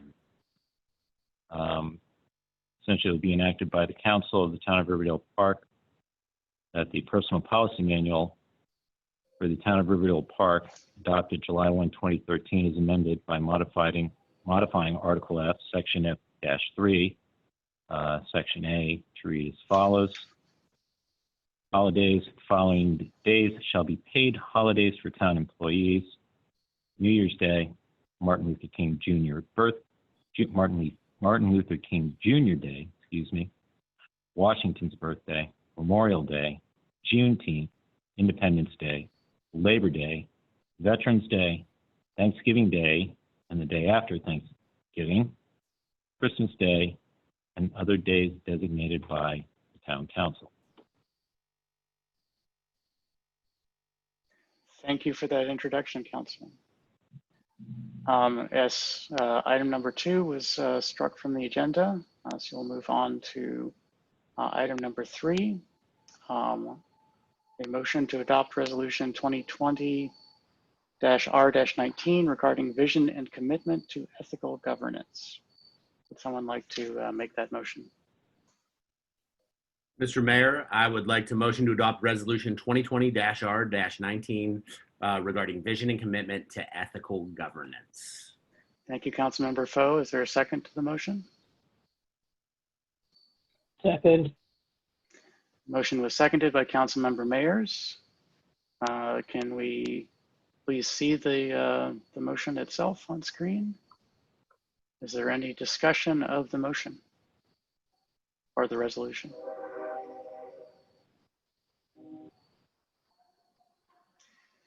Hearing none, I will call the question. Councilmember Dixon? Aye. Councilmember Foe? Aye. Councilmember Lingua? Aye.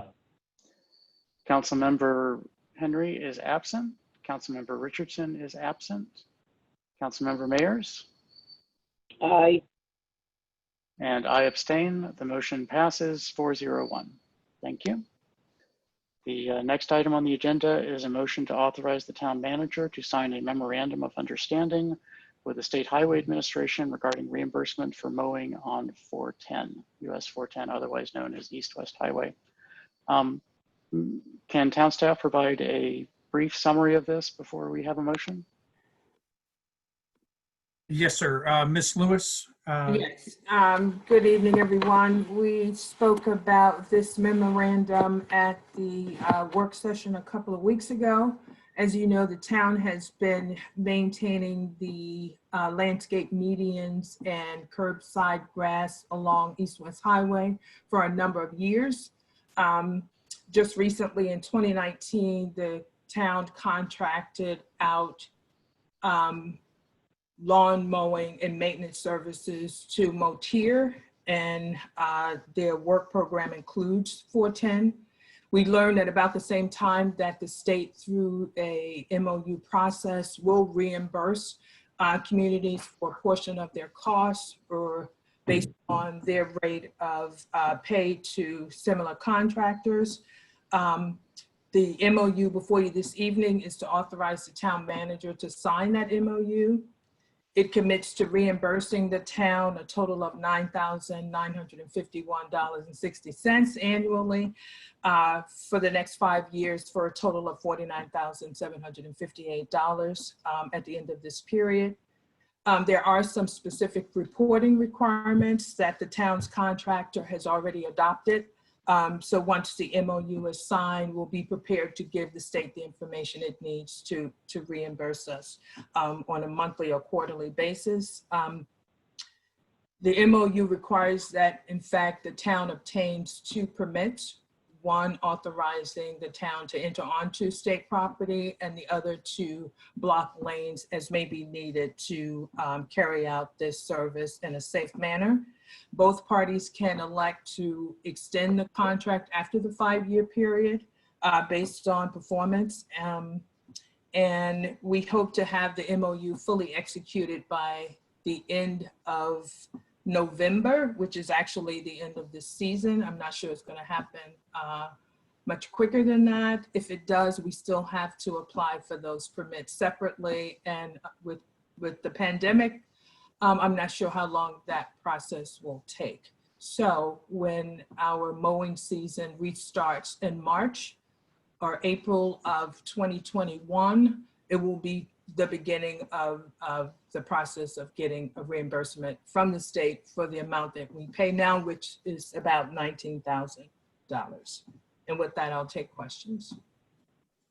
I should mention that the town's attorney has reviewed the agreement and is required by the state to sign it as to form and legal sufficiency.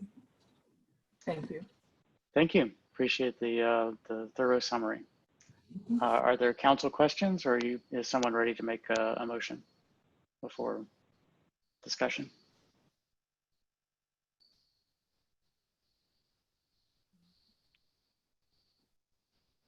I'm not hearing. Mr. Mayor, actually, if I may. Yes. By what I'm reading here, I'm under the impression that this excuse me, this MOU does not sunset. It has a 5-year sunset, I believe. I missed that. Okay, thank you. Yes, you can see it on the screen right now. Is there a motion to authorize the? Who made the motion? I did, Mr. Mayor. Yeah. Councilman Lingua. Seconded. Motion was made by Councilmember Lingua, seconded by Councilmember Foe. Is there further discussion of the motion, including public comment? Yes. Ms. Katz? I looked at the MOU briefly. I didn't look at it in great detail, but I saw no mention of this, but I just want to make sure that there's no intention for this contract to involve anything regarding the application of herbicides or other chemicals? No, that's not a service that we provide or our contractor provides. So is it specifically mentioned in the contract that that can't be done or that won't be done? Or just not? It's generally that we have to, I don't remember that specifically. Yeah. As many times as I've read it, that doesn't jump out at me. Okay. It's generally, we follow state guidelines in terms of weeding and the use of chemicals. And our contractor does not. Okay, because it does mention weeding, but I just didn't know if I didn't see it specifically mentioned, how they would go about doing that. So if they, over this 5-year period, decide there's an easier way than mowing or an easier way than whatever weeding means, if that means manually. For our contractor, or you're saying the state? Well, the MOU is between us and the state, correct? Yes, it is. But our contractor would be carrying that out, and that's not included. I really need to go back to their contract to answer that. And I was just referencing the MOU in particular, which does specify the work that will be done. But okay, Just curious. I'm going to If- look at it and I'll respond to you directly if that's okay. Sure, If I see something in there with respect to that sure. before the meeting ends. Okay, thank you.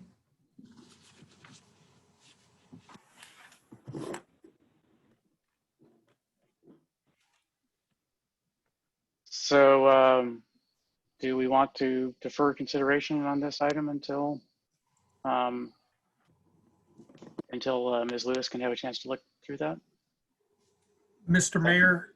Yes. If I could just add a tidbit, as Ms. Lewis was saying, it's the town's contract with Motir that governs what weeding means, Okay. not this MOU. Okay. And so it's what our contract with Motir says, and it's whatever direction we give to our contractor. So I would say that this MOU is separate and distinct from our agreement with Motir and the method in which the work would be carried out. Okay.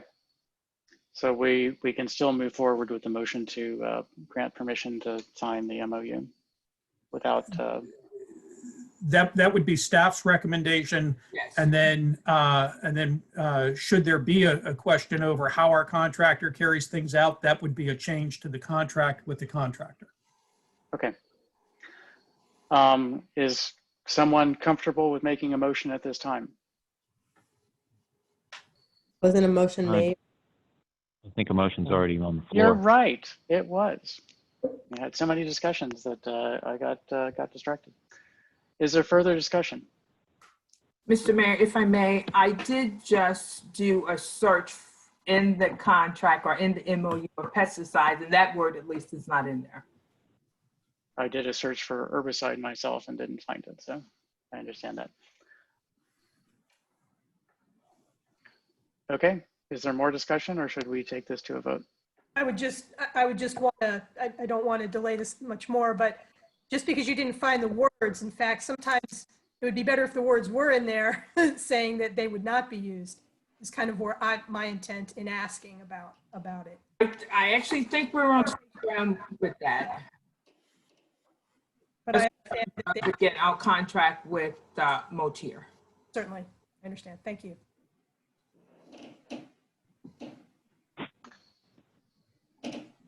Okay, unless there's more discussion, I'm going to take it to a vote. Roll call vote, Councilmember Dixon, Aye. Councilmember Foe, Aye. Councilmember Lingua, Aye.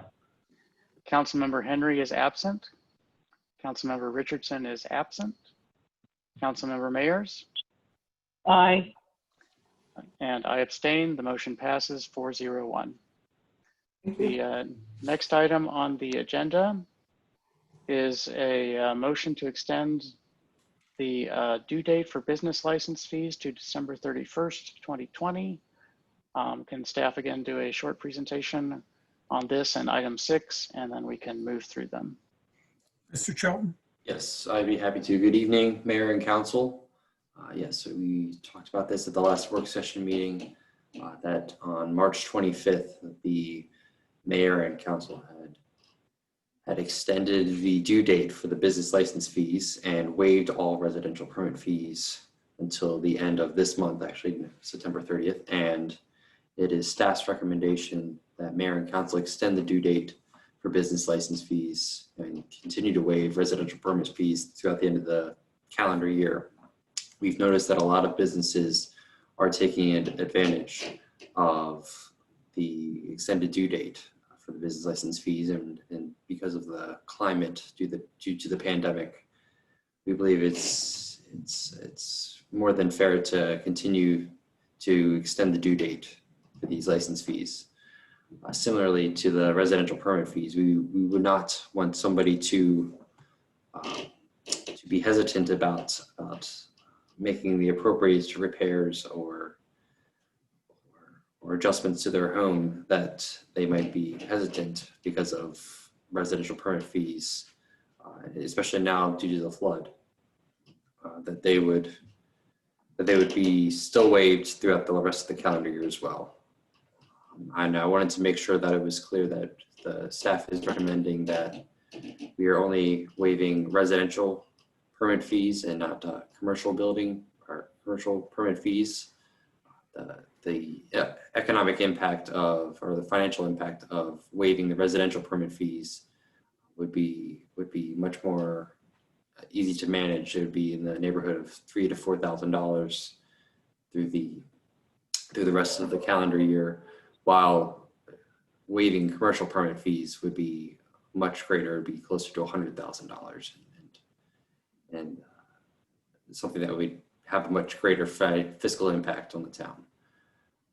So yes, those are the staff recommendations. Are there any questions? Mr. Mayor, if I may. Of course, please speak. Mr. Chilton, so I want to make sure I got this right. So you're essentially saying residential permit fees extend, not extending the commercial permit fees, letting them expire. And in light of what has happened recently, are you saying extend the emergency repair grant program as well? The emergency repair grant programs, and there's one, it covers both residential and businesses, right. But they are in operation until the end of the calendar year already. You'd be able to submit an application for those until December 31st. That's what I thought. I was missing something. Okay, thank you. Is there any other discussion of these items, or can we go ahead and move to motion? I have no further questions. Okay. Would someone like to make a motion to extend the due date for business license fees to December 31st, 2020? Mr. Mayor, I'd like a motion to extend the due date for business license fees to December 31st, 2020. Thank you, Councilmember Foe. Is there a second? Second. Second was by Councilmember Dixon. Is that correct? Yep. Very good. Is there a discussion of this motion?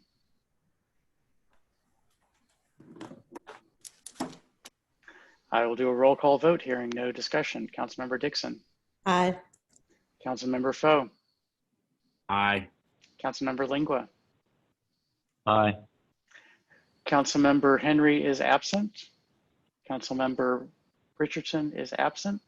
Councilmember Mayers. Aye. I abstain. The motion passes 4-0-1. Let's move on to item 6. Do I have a motion to authorize residential permit fees to be waived until December 31st, 2020? So moved. Motion made by Councilmember Dixon, seconded by Councilmember Foe. Is that correct? Yes. Okay. Is there discussion of this motion? It's an interesting beat. Hearing none, I will do a roll call vote. Councilmember Dixon. Aye. Councilmember Foe. Aye. Councilmember Lingua. Aye. Councilmember Henry is absent. Councilmember Richardson is absent. Councilmember Mayers. Aye. I abstain. The motion passes 4-0-1. That brings us to new business. Item number 1 under new business is a letter to MNC PPC regarding capital budget requests.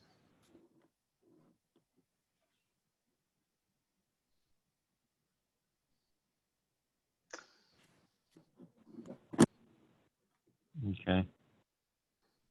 Would staff care to present a summary, or Councilmember Lingua, since I believe you were the one who asked for this, would you like to discuss? Thank you very much, Mr. Mayor. Yes, being that this is the time of year when Park and Planning usually previously would have in-person meetings on their budget, their capital improvement budget. I thought with everything going on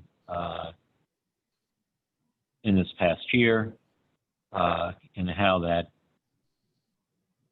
essentially modified the schedule for whatever improvements they were looking to make, that we submit a letter similar to what was submitted last year to the Park and Planning Commission.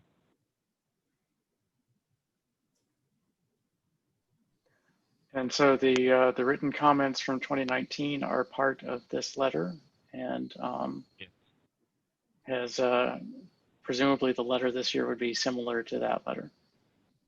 Yes. Okay. I received a suggestion from Councilmember Glaros, County Council Representative Glaros, that we provide comments requesting that they consider putting something in their budget to assist with the project to remake the Riverdale Neighborhood Park in the impacted neighborhood in Ward 1. Would you object to adding such a suggestion? She was asked, could you say that again, please? She has suggested that we might ask that they include an item in their capital budget to assist with the process of making that park into a surge stormwater project. And I'm not sure that we have anything specific enough that will make it this year, but we can at least get it into their planning. And okay, so in addition to the installation of outdoor fitness equipment. Yes. Is that in that neighborhood park? Riverdale Neighborhood Park, which is Ward 1. A little small park up there, just below Riverdale Park Station along the bike trail. Last year, the request was for an installation of outdoor fitness equipment, and then we had attached depictions so that folks along the trail, if they're exercising on the trail, could come off and avail themselves of using that equipment. Okay. So you're saying in addition to that as well? Yes, that would be my suggestion, is to get the issue in front of the commission. Sure. This way. That's Mr. Listician, is that sufficient direction from council that staff can take it? Yes, sir. And so we'll refresh last year's letter and make that addition. Okay. Do you need a formal motion from the council endorsing the letter, or I think it would be a good idea to have? It would probably be good to have that on record, sir. Okay, so could someone make a motion to send a letter to the MNC PPC public forum to discuss the commission's budget for planning, parks, and recreation, and include the topics that were included from the 2019 letter updated, and an additional topic of improvements to the park to allow it to serve as a surge stormwater, to assist with surge stormwater management. I'll move. Gosh, you did that so well. Hey, I used to be on the council, right? So is there a second to Councilmember Dixon's I think motion? you still are. Second. Second. Motion has been made by Councilmember Dixon and seconded by Councilmember Lingua. Is there further discussion of this item?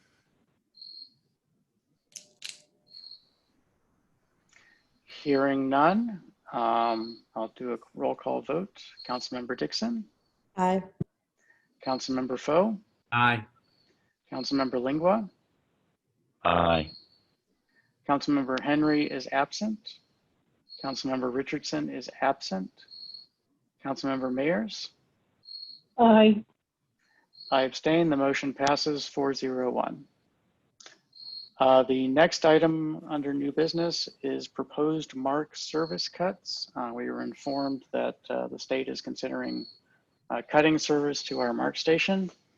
And I thought the council might want to send a letter of opposition to this.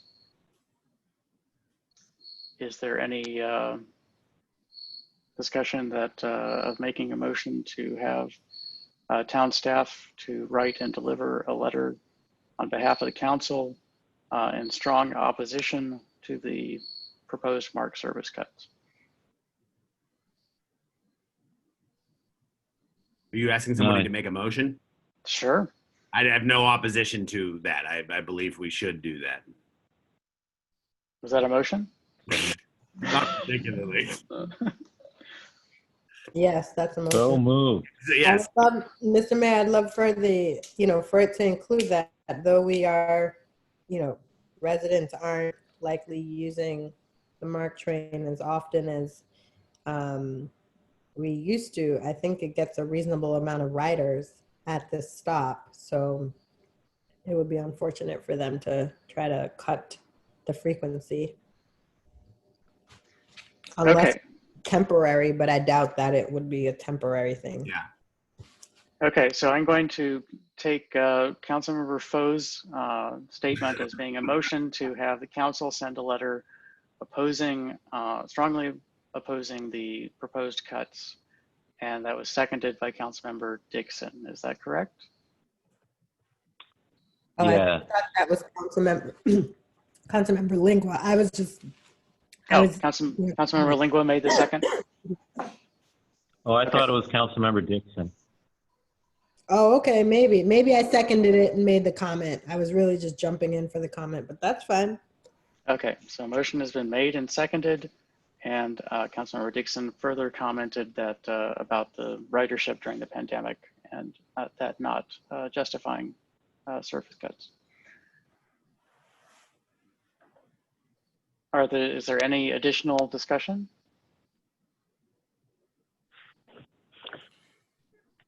Mr. Town Manager, is there any issue with the motion as presented? Do you think we'll be able to write such a letter? I think staff will be able to write the letter, sir. The one thing that I think is important to add is the economic development piece that the MARC train plays, not just for current development or things that may be in the pipeline, but future development. So creating uncertainty at this time, at a time of uncertainty, enhancing that could actually have a ripple effect in the out years. And I think that the MARC train just serves as a very important aspect of future development for the town.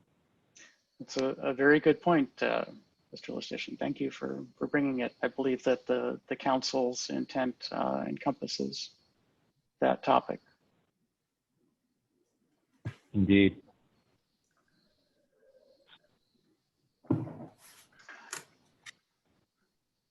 Is there any other discussion of this?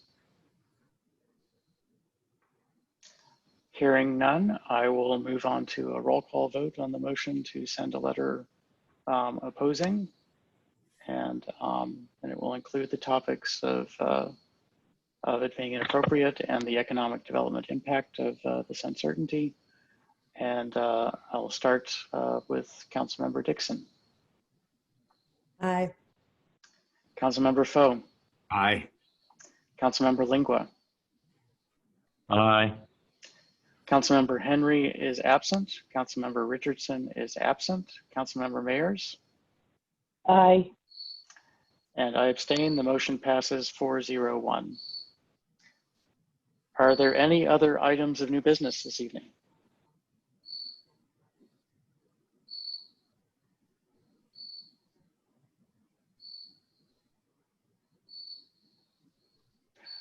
I was thinking there might be some items of new business regarding flood response, but given that we are in have an information deficit about many of the things that happened, then I think we can perhaps put that off until next week and perhaps the October meeting. But I think that that topic will definitely be coming up very quickly, and it may be that we need to have a special legislative next week if it looks like things are not going in a very good direction with the county. Any other items of new business?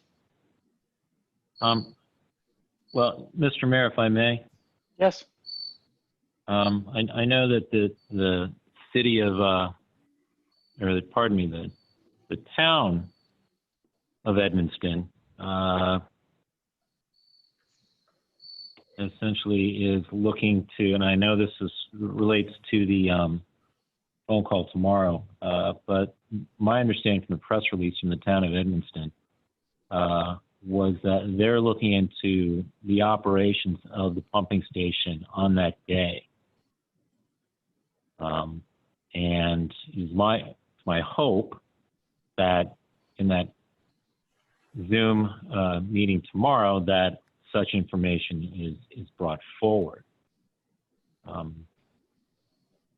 And I think however this pursues, that I think it's important that as a municipality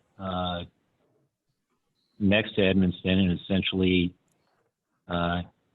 having our boundary line running along and by that pumping station, and how essentially the lack of the pumping station functioning properly on Thursday, affected homes in town, that we join the town of Edmonston in this pursuit to find out clear and detailed information as to the station's operation that day. Okay, well, do you want to make a motion this evening, or do you want to see if the information is provided tomorrow? And then we will be meeting 1 week from tonight, and we can add a special legislative at that time if necessary. Yeah, I think that's a contingency we need to prepare for. Okay. But I think it really, as you said, it's based on what comes out of tomorrow's meeting. Mm-hmm. Okay. Any other topics under new business?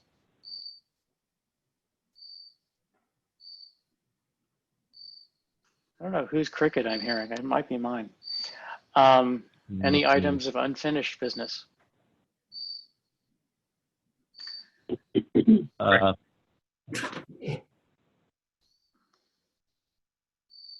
Mr. Mayor, if I may. Yes, of course. Unfinished business. That item being, and again, this is related to Thursday, is that said project we were talking about along Longfellow Street. And where does that stand? Now, I've seen emails regarding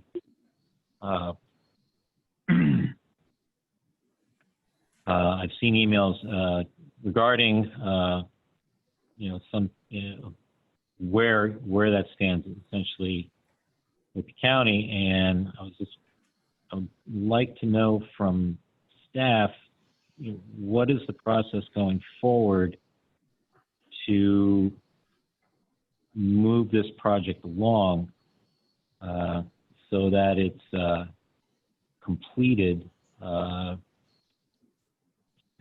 within the, I don't know what we define as near future, but hopefully before we have another event that we had on Thursday. I believe, Mr. Mayor, that Ms. Lewis is prepared to speak to that this evening. Ms. Lewis? Yes, I can speak to where we are in terms of the design and the feedback we've gotten from the staff in the Department of the Environment. What I can't speak to this evening is what the process will be to request funding from the county to actually make the improvements. And so I hope to have that information by the next meeting. The town's engineer has completed and presented to the county the 100% design for the improvements along the entire street, including improvements that are proposed for the property at 4709 Longfellow. The county made final comments or presented final comments to the engineer. The engineer is working on those, and we expect to get that absolute final 100% design by the end of this week. From that point, once the staff formally approves it, then I understand the process can move forward to make a request of the council for additional funding to actually make those improvements. The county council. The county council. The county council. Okay. I'm not sure if a sponsor is required, it's likely, and when, what schedule that process is on. That I hope to find out this week. Okay. Staff. So I spoke with the residents at 4709 and 4705. Specific improvements are recommended for 4709. I'm going to share the design with the residents tomorrow. We've talked about both the temporary easement and permanent easement that the county will need on the project, both of which they'll get a draft of within the next week or so. That would be expected to sign the temporary easement that allows access to the property for the purpose of making the improvements, even before additional funding is available for those improvements. Ms. Lewis, if you Okay. could clarify one thing for the council. Can you clarify how much money was initially budgeted by the county, and what are we looking at now for total development cost? So I believe the town received $100,000 from the county through the municipal participation program. The engineering costs totaled about 55. So there will be a balance on that grant. So I believe the engineer's estimate at this point is about $130,000.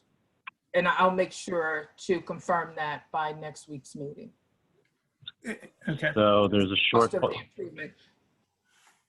So there's a shortfall of $90,000. Am I hearing correctly? About. So the plan at this point includes upgrading the 4 inlets to county standard Right.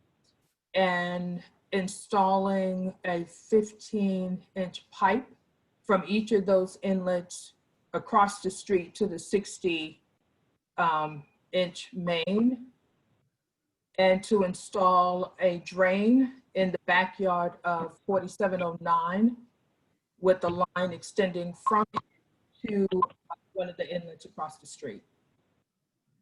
The lowest point between those two properties is on 4709. And that drain and the associated piping is supposed to collect rainwater from 4905, deliver it through to the inlet and out across the street to an inlet on the north side of the street. So the design Okay. So is pretty straightforward, and again, the county staff is supportive of it. okay. So that placement will drain both 4709 and 4705.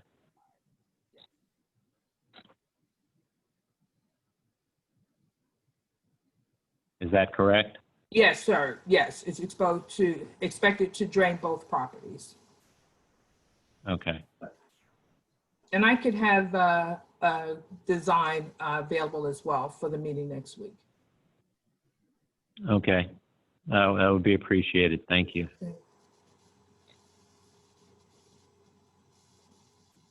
I think Can we we get should, an update then? I'm sorry? Mr. Mayor? Oh, yes, we can get an update next week. I think $90,000 seems like a pretty small amount of money in the county budget. And so I think we just need to get this on County Council Representative Glaris's radar and have it ready to go. Hopefully it's a visible blip.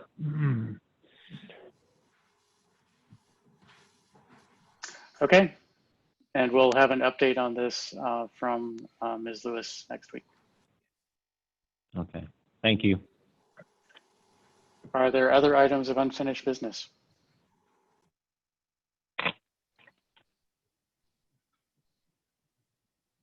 Hearing none, No, go ahead. may I have a motion to adjourn? Motion to adjourn.